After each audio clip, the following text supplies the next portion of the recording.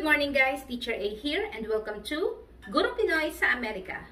So for today, ang lesson natin ay sequences, nth term, and rule. So ibig sabihin sa lesson natin, hahanapin natin yung susunod na number sa given na sequence following yung ating rule or pattern. So paano ba yon? Simulan na natin. So yung nth term na tinatawag, nth term, ay yung susunod na term dun sa sequence. Halimbawa, hinahanap natin yung 100th term or 21st term or 62nd term wherein yung n ay ang position ng number. So, dito sa ating examples na nasa board, meron tayo ditong different sequences wherein nakabigay na yung nasa first position, second, third, or fourth.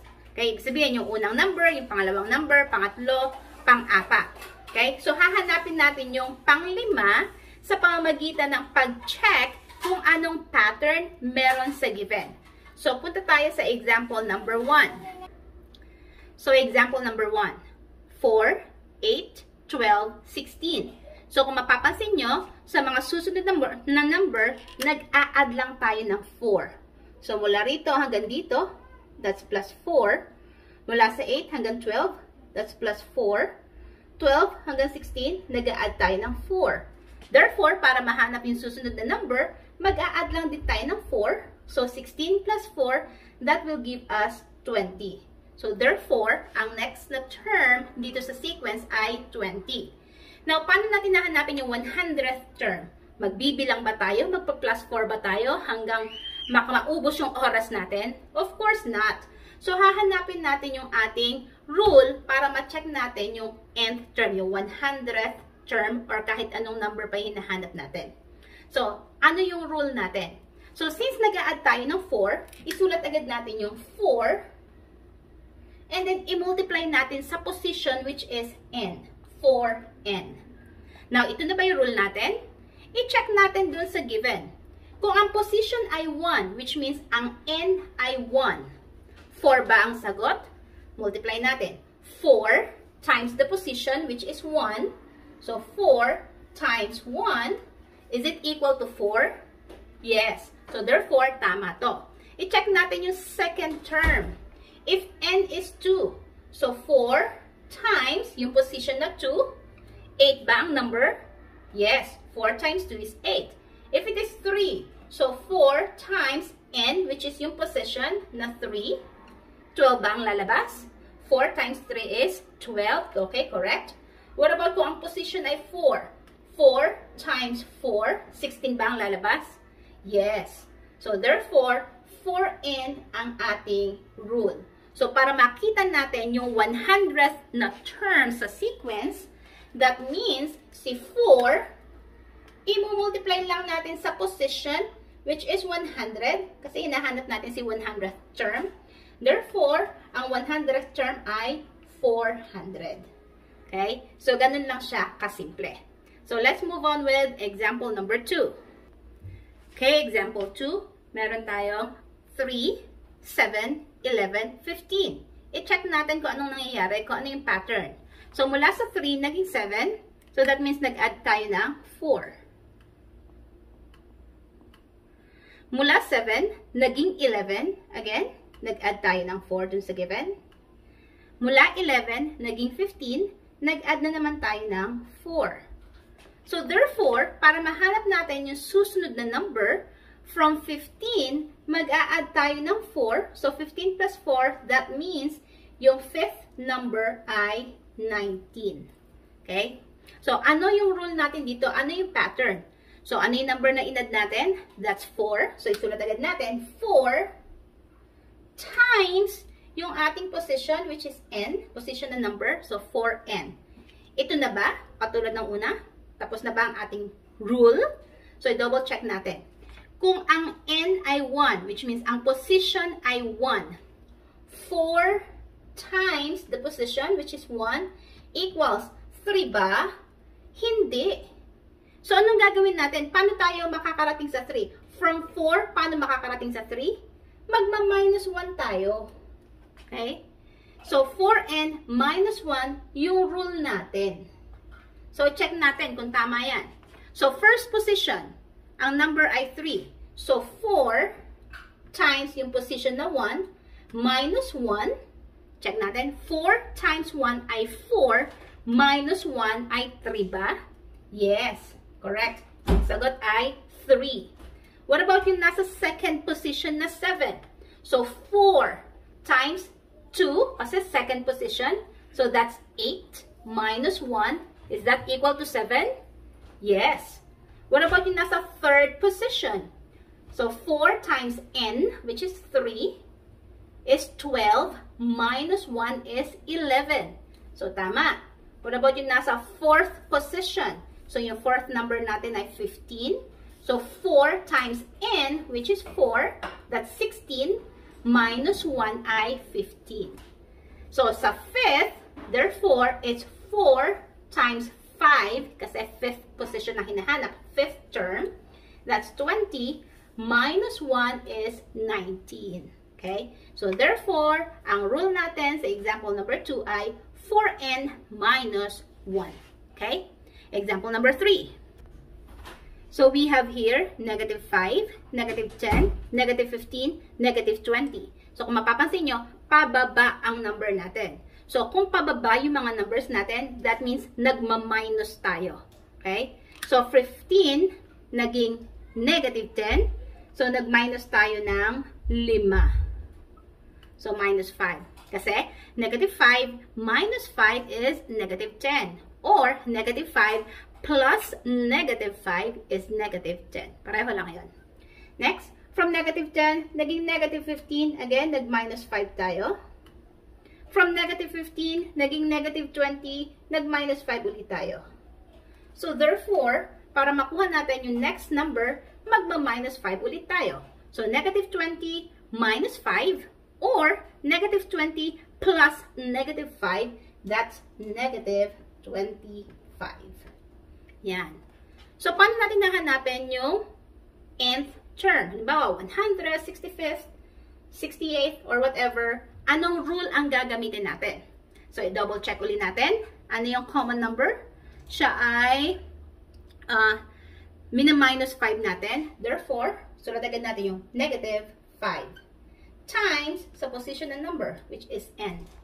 Ito na ba ang ating rule? So, double check natin. So, kung ang position ay 1, lalabas ba yung negative 5? Check natin. Negative 5 times yung position which is 1. So, negative 5 times 1, the answer is negative 5. So, tama. What about doon sa second position? Sa second term natin, negative 10 ba ang lalabas? So, negative 5 times 2 is negative 10. Okay, tama din siya. Now, yung third term natin, negative 15 ba? So, negative 5 times 3 is negative 15. So, tama. Then, fourth term natin, negative 20 ba? Negative 5 times 4 is negative 20. Now, yung ating fifth term, negative 5 times 5 is negative 25. So, therefore, ito na yung ating rule. Okay? So, ganun lang kasimple. Next, example number 4. Okay, number 4. From 3 down to 0, down to negative 3, down to negative 6. So, bumababa na naman yung numbers natin. Ibig sabihin, nagma-minus na naman tayo. Ano yung mina-minus natin? So, 3, naging 0. That means, nag-minus 3 tayo. So, nag-minus 3. From 0, naging negative 3. Bumaba tayo. That's minus 3 again. From negative 3, naging negative 6. So, that's minus 3. So, therefore, para mahanap yung susunod na number, from negative 6, magma-minus 3 tayo. So, negative 6 minus 3 or negative 6 plus negative 3, that will give us negative 9. So, yung susunod na number ay negative 9. So, ano yung rule dito? Ano yung pattern? Ano yung formula? So, since negative 3 yung common difference nila, so, negative 3n. Ito na ba ang ating formula? Check natin. So, negative 3 times n, which is yung position. So, negative 3 times 1, is it positive 3? Mali. So, that's negative 3. So, paano tayo mapupunta from negative 3 para mapunta tayo sa positive 3? Correct? Mag-a-add tayo ng 6. Mag-a-add tayo ng 6. So, paano yun? Paano ko ginawa? So, negative 3 times n. Ang n, yung position natin ay 1. So, negative 3 times 1 ay negative 3. So, mag-a-add tayo ng 6 para maging positive 3 siya. Paano yun? Negative 3 plus 6 is positive 3. In algebra, isang negative, isang positive, kapag kinambine natin, i-minus natin yung numbers. So, 6 minus 3 is 3. Okay? So, therefore, ang ating formula, ang ating rule ay negative 3n plus 6. So, i-double check natin sa ibang positions. Sa second term, 0 ba ang lalabas? Try natin. Negative 3 times n, which is 2. So, negative 3 times 2 is negative 6. Plus 6 ay 0. Kasi, again, negative and positive, ima-minus natin. 6 minus 6 ay 0. Okay? So, correct. What about yung ating third term? So, negative 3 times n, which is 3. So, negative 3 times 3 ay negative 9 plus 6. Isang negative, isang positive, i-minus. 9 minus 6 ay 3. Mas malaki si 9, negative siya. So, negative din yung sagot. So, negative 3. Okay? Next, yung negative 6, yung fourth term natin. So, negative 3, based sa ating formula, sa ating pattern, negative 3 times 4 ay negative 12 plus 6, isang negative, isang positive, i-minus 12 minus 6 ay 6. Si negative 12 ay negative, mas malaki siya. So, negative ang sagot. Okay? So, let's move on sa second part nitong lesson natin. Okay, so katulad pa rin kanina, hahanapin natin yung susunod na term, and then, i-formulate natin yung rule para mahanap natin yung iba pang terms dito sa ating given. Okay? So, number 1, we have yung first term ay 1/2, second term ay 1/3, third term ay 1/4, fourth term ay 1/5. Anong susunod? So, kung check natin, para lang tayo nagka-count doon sa ilalim. So, pare-pareho sila ng numerator, that's 1. So, sulat natin, 1 over, so, 2, 3, 4, 5, nag-a-add lang tayo ng 1 sa ating denominator. Add 1, add 1, add 1. So, that's 5, then plus 1, that will give us 6. So, therefore, yung susunod na term ay 1/6. Now, ano yung rule natin? Ano yung pattern natin? So, kung mapapansin nyo, wala naman nagbago sa ating numerator. So, 1 pa din. So, therefore, sa ating pattern, sa ating rule, 1 ang ating numerator. Over. So, anong ginagawa natin kanina? Kung ano yung common difference, kung ano yung ina-add natin or sinusubtract natin, yun yung minumultiply natin sa n, di ba? So, since 1 ang common difference dito, so therefore, 1 n. Ito na ba? Check natin kung ito na yung pattern natin. In algebra, kapag ang kasamang number ng letter, so yung number ay tinatawag na numerical coefficient, yung letter ay tinatawag na variable. Kapag 1 ang kasama ng variable, hindi na siya sinusulat. Automatic na siya. Ibig sabihin may 1 doon. So, this is simply 1 over n. Now, ito na ba yung ating pattern? Ito na ba yung ating rule? Double check natin. If ang position ay 1, so, i-plug in natin, that's 1 over 1. Tama ba? Mali. Kasi yung given natin, 1 over 2. Ito, 1 over 1. So, paano magiging 2 ang 1? Anong gagawin natin? Mag-a-add 1 tayo sa ilalim. So, mag-a-add 1 tayo sa ating n. So, double check natin. 1 over, ang n natin ay, yung position ay 1, plus 1. So, 1 plus 1 ay 2. So, therefore, that will give us 1/2. So, tama na siya. Okay?